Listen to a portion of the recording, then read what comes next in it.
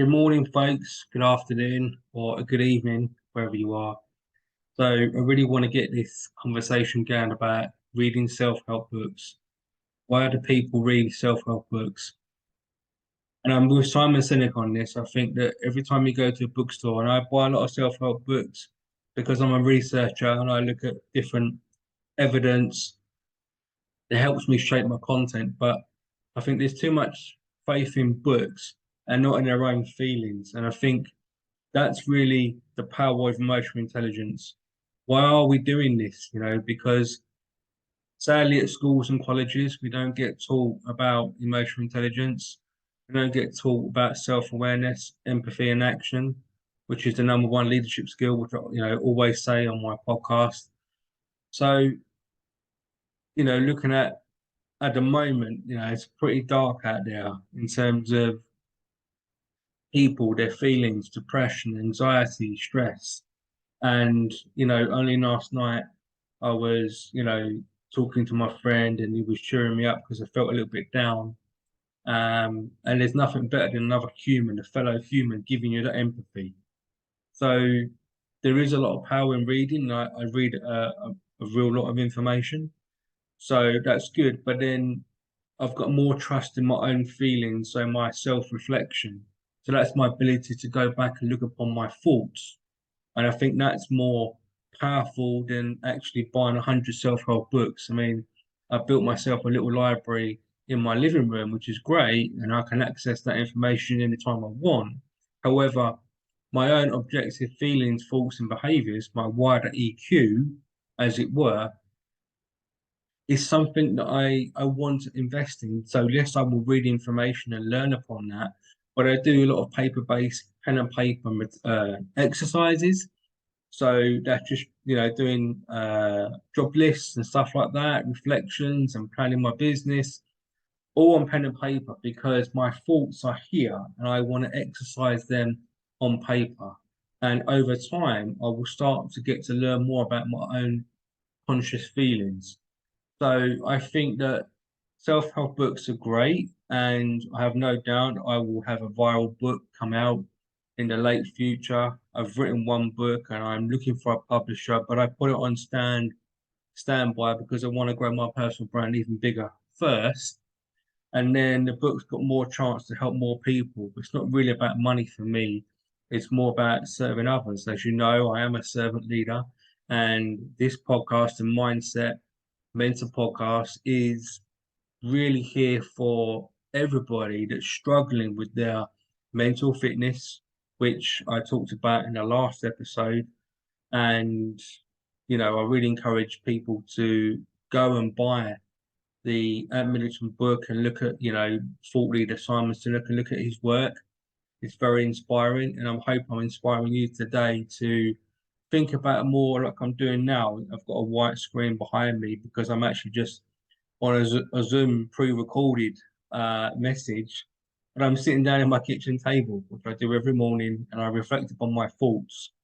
And that is the power of learning more about your mental fitness because with physical fitness, you can go to the gym and you can do your bench presses and stuff, and that's easy. So if you, and I'm a qualified personal trainer, so you do ideally one day on, one day off. So one day working one muscle group, and then the next day you have a rest and go back in and do another muscle group.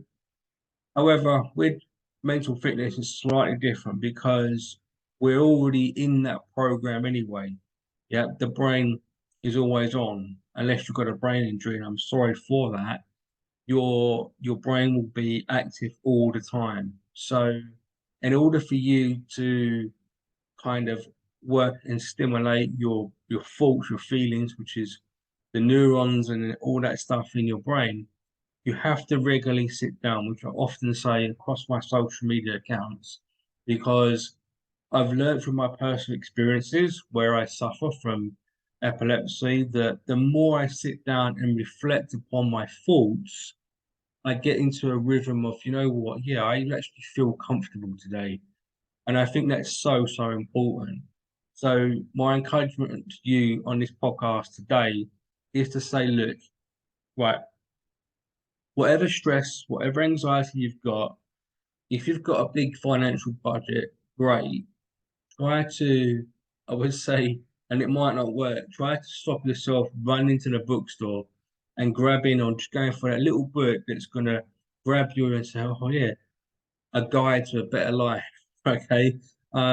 We've all done it, and there's great power in reading, and I read a lot of information every single day. But I'm trying to teach you to say, look at how your feelings are, because the science is when we feel stress and anxiety, we need help. Now, whether that's self-help, how you define it, you open up a book, but in actual fact, when we go to a counselor or we speak to a friend, because that person is hopefully showing empathy towards how you're feeling, the brain actually heals faster. So nothing else in this world beats a fellow human offering empathy and action in that moment in that room. Now, you can do it through this screen, in terms of real life, sort of like, talking to people together. But when you're in that one room together in the real world, it's much more powerful. So, and I know that access to, mental health services are limited across different countries. So I'm trying to kickstart a new global campaign to teach people how to look after their mental fitness, how to increase it, and just enjoy and embrace learning about yourself, because nobody is perfect in this world. They're really not. I'm not. And not to be too religious, I'm a born again Christian. There was only one perfect person. Um, but at the end of the day, we all wrestle with our faults. I mean, this week for me is really hard because, as I've mentioned before, this week many times across my social media videos, that it is the anniversary of Mum's death. Sadly, this Saturday, 5 years ago, she died of cancer, and it hurts. It really does. And every day I wake up, I miss my mum terribly. She was the heart and soul of our family, and when she died, everyone went their separate ways. And I've never been that close to my family since. And it is a sad story because, I miss her. And, that is part of life, sadly. We do lose people that are so close to us. My mum, she carried me for 9 months, and I will never, forget her and the way she lived. And my mum wasn't perfect, but as the saying goes, nobody is. So, if I could just encourage you to say to yourself, you know what, every single day that you wake up, get to know who you are, which is probably, definitely from research that I've looked at, one of the number one reasons why people eventually take their own life, because they struggle to find who they are, or they feel like they're a burden on others. And if you're somebody that's thinking about ending your life, I would say to you, look, it does take a little bit of magic to find out who you are. You don't get it in a moment, you get it every single day when you do something positive every single day. There is a switch of happiness. You can't be happy 24/7. It's just impossible. It's not how the human brain works. So my advice to you is to say, look, know who you are in life by reflecting upon your thoughts. Yes, there's great power in self-help books and reading and learning, which I do every single day. But in order for you to find who you are, you have to be with your thoughts. You have to have stress and anxiety. You've got to go through the pain barrier and enjoy it, embrace it, because your life is not meant to be perfect. You're not meant to wake up every single day and have loads of money in your bank account. Yeah, life does not work that way. And I think, it's depression now globally, the rates are going higher, and sadly, suicide rates are going higher. And this is something that I'm trying to, push back on, because my thought leadership and expert advice and my actual intent and my human heart says I want to help the world. As my personal brand gets bigger, I just want to continue to serve people. And that's my purpose on this planet. So I know my purpose. And I don't get that from reading books apart from the Bible, but I know that objectively and subjectively that I've got my purpose and that makes me happy. Now, I'm not happy every single day because, like I said, that's not how this works. However, once you find your purpose and your value and your skills and what you can offer, and you want to take up the reins of becoming a servant leadership, which is something I'm trying to campaign for everybody to pick up the reins and become a servant leader, because I think there's great power in the sciences when we're helping others.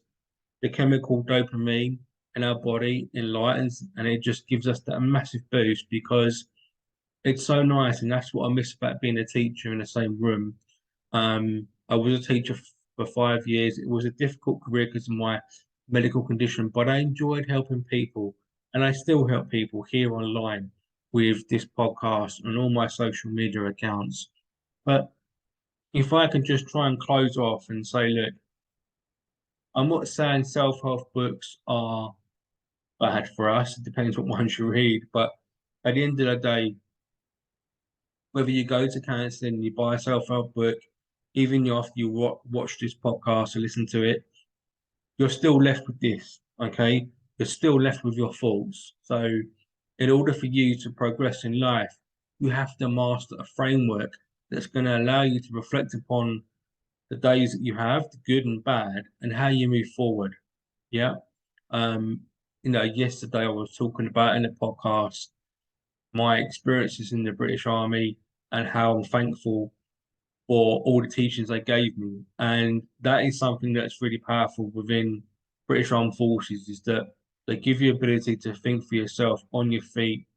First, they do it with you through training, they guide you, and then they let you off the reins. And we do it quite well in schools in education, but we don't do the emotional intelligence side. We don't do the self-awareness or empathy and action. Now, you can pick up those skills through life experience, which is how they're meant to be taught, but there isn't really an awareness from our early education. So I think from my research, that's why we struggle with our own mental fitness or mental health, if you whatever term you want to prefer to use, is because the education we get, because it's mainly maths, English, science, and STEM subjects, we're not taught the mental fitness curriculum, which is something I'm trying to build upon. So anyway, I'll end the podcast there. And if you're first time you listen to this, my name is Stephen Fahey, and I'm the founder of several brands, which I am just about getting ready to monetize. Okay, I'm waiting for my first client, which is quite exciting because I think I've come to a level now where I've got a good presence online, and I just enjoy creating content and helping others. And when a deal is strikes, as they say, I can help even more people. I can recruit people. And if you're interested in maybe becoming a creator, if you're good at video content, why not connect with me on LinkedIn? Send me one of your videos, and who knows, maybe soon in the future you might be part of a great organization that truly wants to inspire people and help people. And there is no better feeling. So anyway, thank you. Shed this word, shed the news, share it, sorry. um, and yeah, subscribe if you haven't, download it. This is going out to different platforms in different formats. Okay. I'm trying just to do one post per day and cross spread it because my presence is getting bigger and it's just easier. And just hoping that you have a great day. Okay, I'll shut up now and just bid you a great day. Take care. Bye for now.